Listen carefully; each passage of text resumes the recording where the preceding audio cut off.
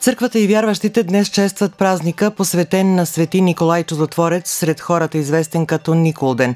Този празник е неподвижен и винаги пада в коледните пости. Свети Николай се счита за закрилник на пътниците и моряците, също така е и празник на детската радост, а празнуват го и воденичарите, рибарите и водачите на салове. Николден се празнува като семеен празник и имен ден, а в селата Грапа и Изатовци като патронен селски празник. Радиотелевизия Цариброд днес отбелязва 33-я си рожден ден. Точно преди 33 години, на 19 декември 1991, журналистката Зорица Милев и техническия екип в състава Алекса Радев, Сретен Игов и Драголю Пейчев реализираха първото телевизионно предаване. По този начин сложиха начало на първата местна телевизия в региона. Първото телевизионно предаване бе излъчено на живо от един офис в културния център с една камера и с една оскъдна техника. Емисията бе посветена на местното самооблагане. Техническата база на телевизията по това време е в кабелно-разпределителната система. Годините след това започва оборудването с подходяща техника, а бе направено и телевизионно студио. Същевременно с телевизията започва да работи и радиото. След обучението на млади кадри през 1995 година от професионално оборуденото студио започват да се излъчват и радиопредавания. Радиотелевизия Цариброд стана част от всекидневието ни, особено на българското малцинство в този регион на Сърбия. Въпреки препятствията, радиотелевизия Цариброд години и десетилетия наред продължава да бележи важни събития в общината и е единственият и най-точен архив на всичко, което се случва – и добро, и лошо. По случай 33-я рожден ден, екипът на радиотелевизия Цариброд днес ще излъчва колажна празнична програма. На вчерашната сесия на Общинския съвет на Цариброд след 4-часови дискусии беше приет бюджета на общината за 2025 година на обща стойност от близо 900 милиона динара. С решение на местния парламент, местните комунални такси и такси за услуги, предоставяни от общинската администрация през следващата година, ще бъдат увеличени с 7,6 на 100.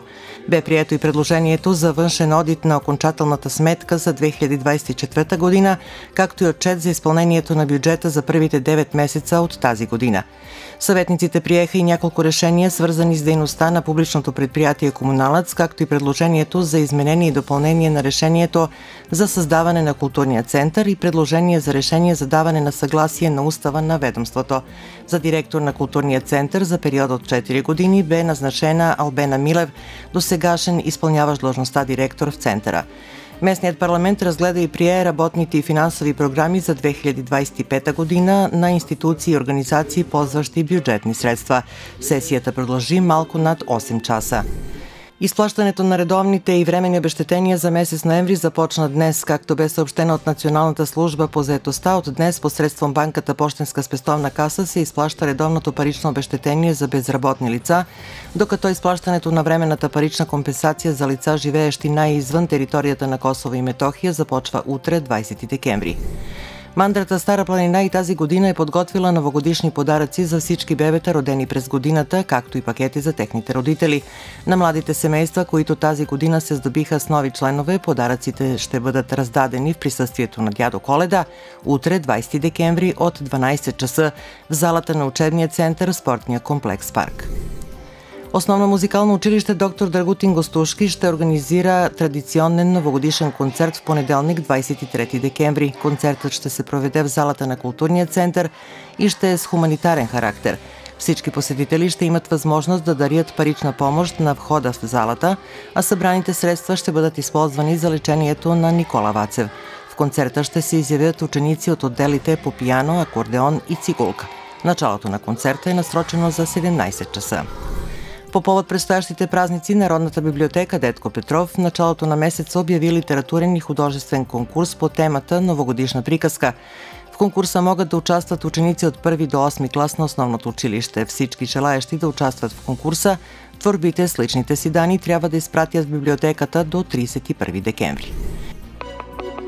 Спонсор временски прогнози.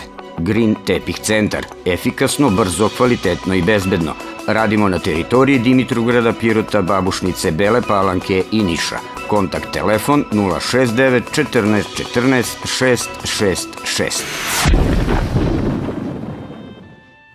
Утре се очаква увеличение на облачността с дъжд, като вятър от северозапад ще се усилва. Вечерта в планинските райони на запад и югозапад, а през нощта и на юг и югоизток на страната дъждът ще преминава в сняг.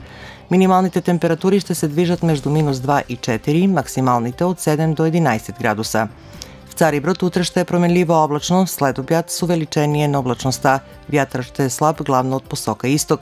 Минималната очаквана температура 0, максималната през деня 10 градуса.